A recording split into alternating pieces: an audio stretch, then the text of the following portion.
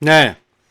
지금 뭐 온 나라가 영아 살해 유기 관련해서 시끄럽습니다. 지금 온 나라가. 2018년도에 딸을 출산해가지고 출산한 지 하루 만에 살해를 했답니다. 그래서 4년 7개월간 냉장고에 보관을 했고요. 2019년도에 또 아들을 출산했는데 이번에도 하루 만에 살해를 해서 3년 7개월간 냉장고에 보관을 했다. 그러니까 두 명을 살해했다. 이거 수원 이번에 밝혀진 수원 그 영화 살해 사건을 얘기하는 건데요. 살해 동기는 뭐 늘 나오는 레파토리 생활고 경제적으로 어렵다. 키울 수가 없어서 어쩔 수 없이 그랬다. 뭐 이런 얘기인데 이 부모가 자식을 죽이잖아요. 그러면 그럽니다. 야, 오죽했으면 그랬겠냐. 근데 반대로 자식이 부모를 죽이잖아요. 그러면 이씨 이런 이 천하 이 호루 새끼 이 페류나 새끼 이거 이렇게 나온다는 거예요. 아니 부모든 자식이든 똑같은 그 소중한 생명체인데 왜 이렇게 상반된 태도를 보이는지 우리나라 사람들은 조금 이해가 안 가고요. 요거 바뀌어야 된다고 봅니다. 자, 가뜩이나 저출산으로 위기인데 지금 이런 일이 벌어지고 있다. 대한민국에서 이 연간 출생아 추이 이 꼬라지 보세요 이거. 쭉 내려가고 있죠. 그래서 월 한 달에 2만 명 채우기도 벅차다 지금. 합계 출산율 0.78명. 이게 뭡니까 이게 한 명도 안 나. 이렇게 아기가 지금 소중한 판에 저렇게 참 안타깝습니다. 아기들이 저렇게 살해되고 버려지고 너무 안타깝습니다. 사라지는 아이들이라고 제가 제목을 달아봤는데 자 2015년부터 2022년까지 태어난 아이들 중에서요. 출생신고가 안 돼 있고 그래서 생존 여부조차도 확인이 안 되는 아이들이 2123명이 있답니다. 2123명. 2123명. 그래서 이번에 전수조사를 했죠. 2123명 전수조사를 했습니다. 그래서 7월 18일 날 1차로 발표가 났는데 보니까 2123명 중에서요. 약 12% 249명이 사망을 했답니다. 안타깝게도 사망. 이 중에 일부는 친부모가 살해한 것으로 드러났다. 범죄죠. 그리고 약 48%는 다행히도 살아있더라. 생존해 있더라. 1025명. 이 1025명을 또 자세히 들여다봤더니 가정 내에서 지금 양육되고 있는 378명이 있는데 이게 전체 50%, 약 50%. 그러니까 절반은 가정 내에서 양육이 되고 있고 근데 왜 출생 신고를 안 했을까요? 그리고 약 46%, 354명은 입양이 됐거나 또는 시설에 입소돼 있더라. 참 안타깝습니다. 자, 그리고 814명은 수사 중에 있대요. 이 수사 결과에 따라서 이 사망자 수는 더 늘어날 개연성이 충분히 있죠. 그렇습니다. 그래서 이번 전수조사에서는요, 2015년도 이전에 출생한 미등록 아동과 국내에서 출생 등록을 할 수 없는 외국인 아동, 그리고 이 병원 바깥에서 출생하는 경우가 있잖아요. 병원 바깥에서 출생한 태어난 아동은 포함되지가 않은 거라고 합니다. 2123명이. 얘네들까지 다 포함을 시켜버리면 와 2124명을 훌쩍 뛰어넘을 거로 저는 봅니다. 참 불행한 일입니다. 불행한 일이야. 저출산 국가에서 지금 이런 일이 벌어지고 있다. 자, 유령이 되어가는 아이들이라고 제가 제목을 달아봤는데요. 지금 현재 우리나라 그 현행법상 병원은요, 의료기관이죠. 병원은 이 지자체 그런 행정기관에다가 출생, 아이가 태어났습니다 하고 출생한 사실을 통보할 의무가 현재는 없답니다. 그래서 우리나라는 전적으로 부모한테 의존을 하게 돼 있어요. 그래서 부모가 만약에 출생신고를 안 해도 달리 방법이 없다. 그래서 지금 한국은 현재 어떻게 돼 있냐? 부모가 출산을 하고 나서 한 달 안에 신고를 하게끔 되어 있는데 만약에 요거 신고 안 하면 그냥 과태료예요. 과태료 최대 5만 원 물고 마는 겁니다. 형사처벌 아니야. 형사처벌 대상이 아니고.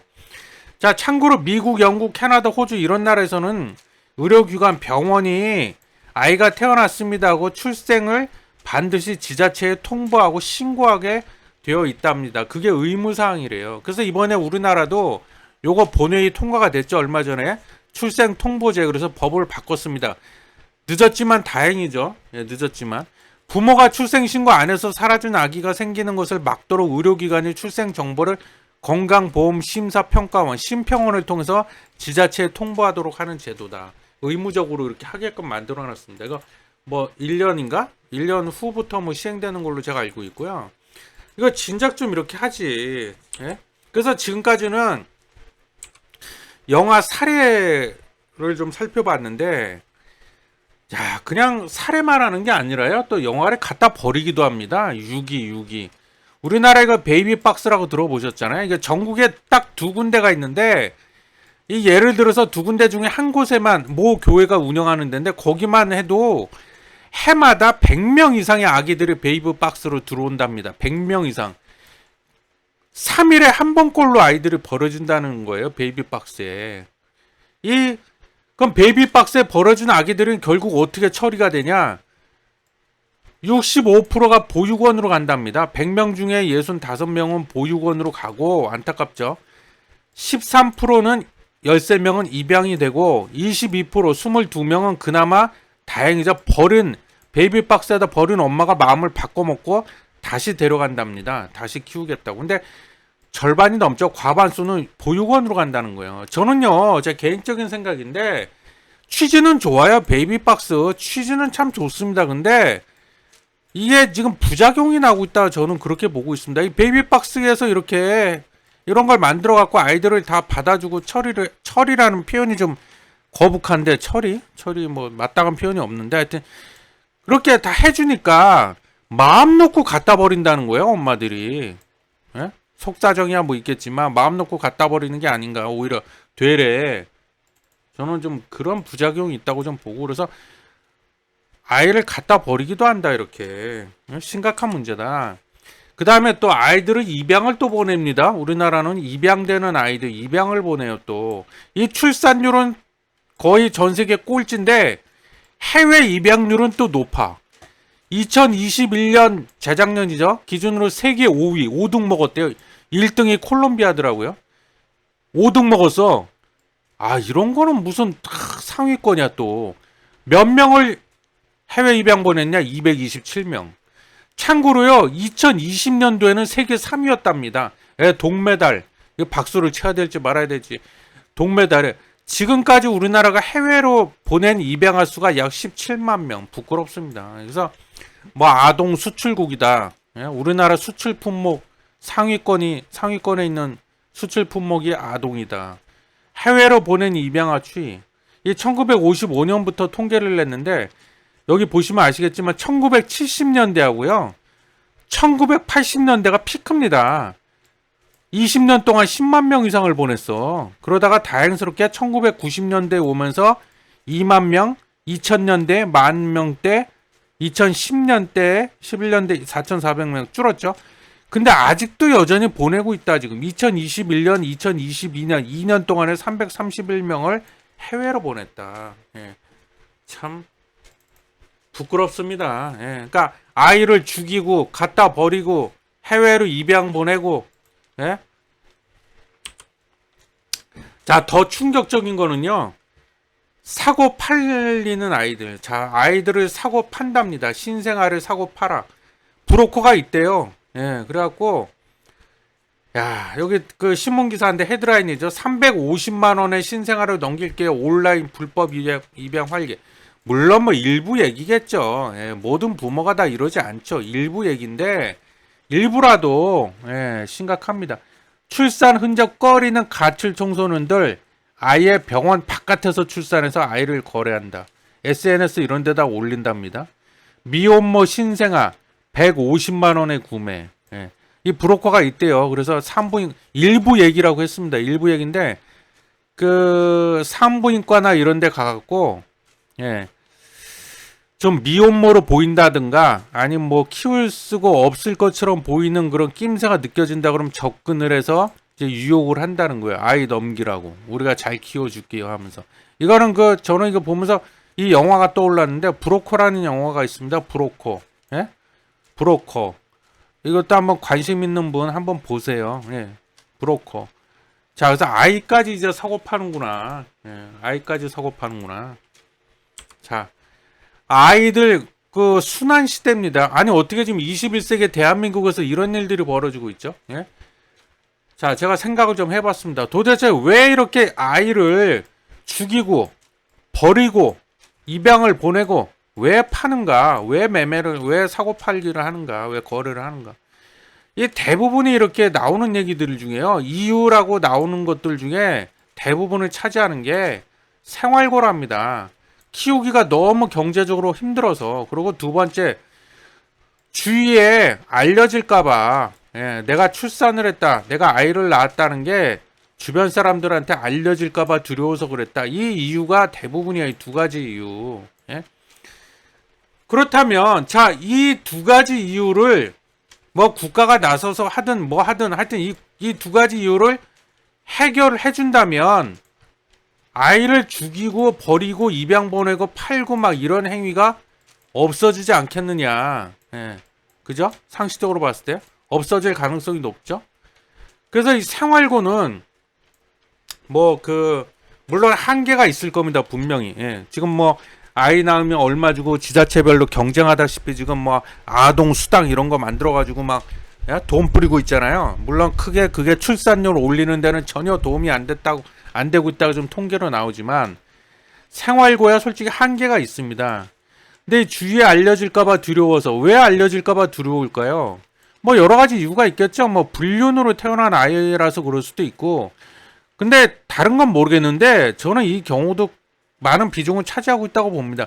비혼모 또는 뭐 미혼모라고도 하잖아요. 그리고 비혼 부부 이런 케이스, 특히 비혼모, 미혼모가 출산을 했을 경우에 주위에 알려질까봐 대다수가 두려워할 겁니다. 그래서 아마 아이를 죽이기도 하고 버리기도 하고 입양도 보내고 심지어 팔기도 하고 이런 것 같은데 최소한 요 부분만이라도 좀 국가가 나서서 뭔가 좀 실질적인 지원책을 내놓는다면 이런 일은 많이 없어질 거라고 저는 봅니다. 예. 지금 우리나라는 이런 부분은 비혼모 또는 미혼모가 출산했을 때 지원책 거의 전무하다시피 하죠. 예, 전혀 없다고 할 수는 없는데 거의 뭐 있으나 마나 유명무실한 지원책밖에 없습니다. 그리고 단발성 그냥 한 번 지원해 주는 걸로 끝내고 이런 건데 그러지 말고 저 서유럽이나 북유럽 가면은요. 거기는 이 비혼모나 비혼 부부 출산 지원책은 우리나라보다 훨씬 더 잘 돼 있다고 하네요. 예. 그래서 실제로 이게 현실인데 한부모 가정 아동 빈곤율을 보면 우리나라가 47.7%예요. 거의 50%. 그러니까 두 명 중에 한 명은 나올 때부터 거지가 되는 거예요, 아기가. 예. 한부모 가정에서 태어나니까. 근데 참고로 덴마크는 9.7%밖에 안 된답니다. 9.7%. 그만큼 국가에서 책임지고 지원을 해준다는 거죠. 그러니까 이런 나라들은 그 합계 출산율도 올라가요. 프랑스가 합계 출산율이 1.76명인가 그렇거든요. 우리나라랑은 뭐 게임이 안 되죠. 그 EU 국가 중에 넘버 원 1등으로 제가 알고 있는데 그 왜 이렇게 합계 출산율이 거기는 높으냐? 뭐 여러 가지 그 이유가 있는데 이 비혼 부부에 대한 출산 지원책이 굉장히 잘 돼 있다고 합니다. 거기는. 그래서 지금 인식도 많이 설문조사를 해보면 결혼하지 않고도 자녀를 가질 수 있냐 물어봤더니 20대는 39%가 예스라고 했고요. 30대 약 40%가 예스, 40대도 약 39%가 예스. 그렇다. 그게 뭐 어떠냐. 지금 인식도 변화하고 있다. 그래서 우리나라도 좀 이런데 좀 우리나라는 제가 보기엔 아직도 유교 문화가 강해가지고 비혼모, 미혼모가 출산을 했다. 이 미친 거 아니야? 어떻게 그럴 수가 있어? 아직도 그런 생각이 강합니다, 사람들이. 그래서 이런 부분을 좀 확실하게 좀 실질적으로 지금이라도 늦었지만 지원을 많이 해준다면, 이런 영화에 대해서, 이런 진짜 끔찍한 일들은 많이 없어지지 않을까 그런 생각이 듭니다. 예. 자, 그래서 이번 영상은 요 정도로 마치고요. 예. 제가 아까 뭐 우리 아이들이 순환 시대라고 했는데 정말 안타깝습니다. 이거 대한민국에서 이런 일이 벌어지고 있다는 게 일단 이번 영상은 여기서 마치도록 하겠습니다. 시청해 주셔서 감사합니다.